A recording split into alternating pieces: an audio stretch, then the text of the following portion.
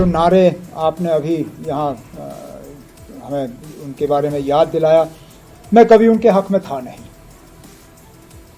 और ना उनका हमें कोई फायदा हुआ है। इसको जिस तरह से लफ्जों की मार से इसको तितर बितर कर दिया, वो बहुत ही मेरे ख्याल में वो that was very disappointing. Lalu Prasad Yadav ने पटना में एक रैली में पीएम मोदी पर न सिर्फ निशाना साधा था, बल्कि विवादित बयान देते हुए कहा था कि नरेंद्र मोदी के पास अपना परिवार नहीं है तो हम क्या कर सकते हैं। इस बयान के बाद लालू प्रसाद यादव की हर तरफ निंदा हो रही है, बल्कि नेशनल कॉन्फ्रेंस के उपाध्यक्ष उमर अब्दुल्ला ने लालू प्रसाद यादव के इस बयान पर अपनी प्रतिक्रियाएं दी हैं और कहा है कि मैं कभी उनके हक में था नहीं और ना ही हमने उनका फायदा उठाया है और ना ही उनसे हमें कोई फायदा हुआ है। आइए आपको सुनाते हैं उमर अब्दुल्ला ने क्या कुछ कहा।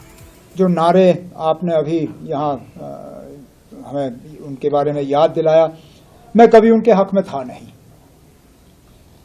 और ना उनका हमें कोई फायदा हुआ है। उल्टा जब कभी हम इस तरह के नारे जो हैं इस्तेमाल करते हैं, तोड़ मरोड़ के नुकसान इस्तेमाल करने वाले का ही होता है। वोटर इन चीजों से मुतमईन नहीं होता।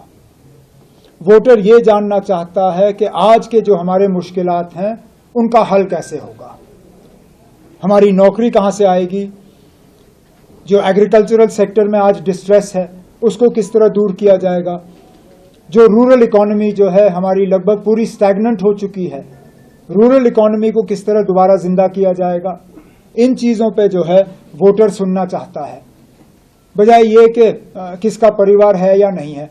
और ऐसे जो है जो हम मतलब या तो हम सेल्फ गोल करते हैं या गोल के आगे से हम गोलकीपर को हटा के मोदी साहब से कहते हैं ना लाओ कर लो स्कोर।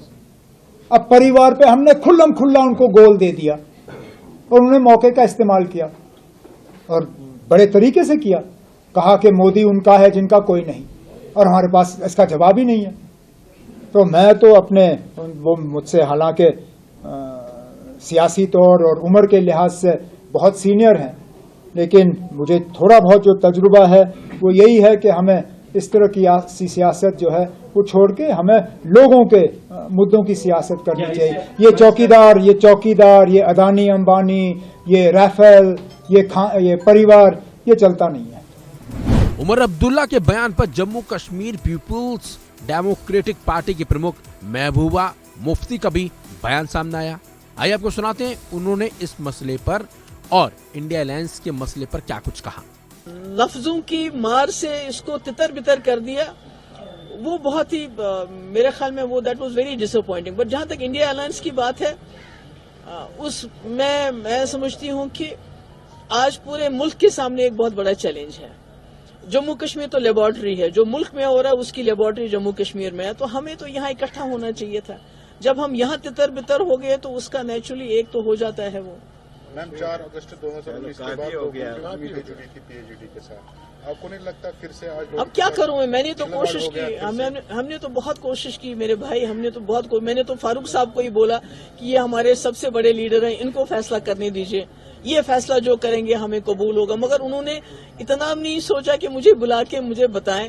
एक यकतरफा ऐलान कर दिया कि हम 3 की 3 सीटें लड़े। कम से कम बुलाते, कहते कि हमारा वर्कर नहीं मान रहा है, हमारे एक्स लेजिस्लेटर नहीं मान रहा है या कोई और परेशानी है, तो कम से कम पीएचडी तो नहीं टूटती ना। जिस तरह पीएचडी को इन्होंने आज मजाक बना दिया, वो नहीं होता। Anyway it's very very sad.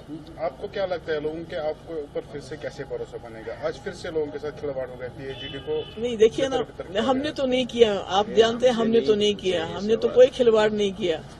हम तो चाहते हैं, हम तो अभी भी चाहते थे कि भाई अलायंस के लोगों का, क्योंकि लोगों की आखिरी उम्मीद है जैसा आपने कहा कि पीएचडी इकट्ठे रहे। जहां महबूबा मुफ्ती, उमर अब्दुल्ला, फारूक साहब, तारिक आमी साहब इकट्ठे खड़े होते थे कांग्रेस के साथ, तो एक बात बनती थी। तो अब अनफॉर्चुनेट हो गया तो क्या कर सकते।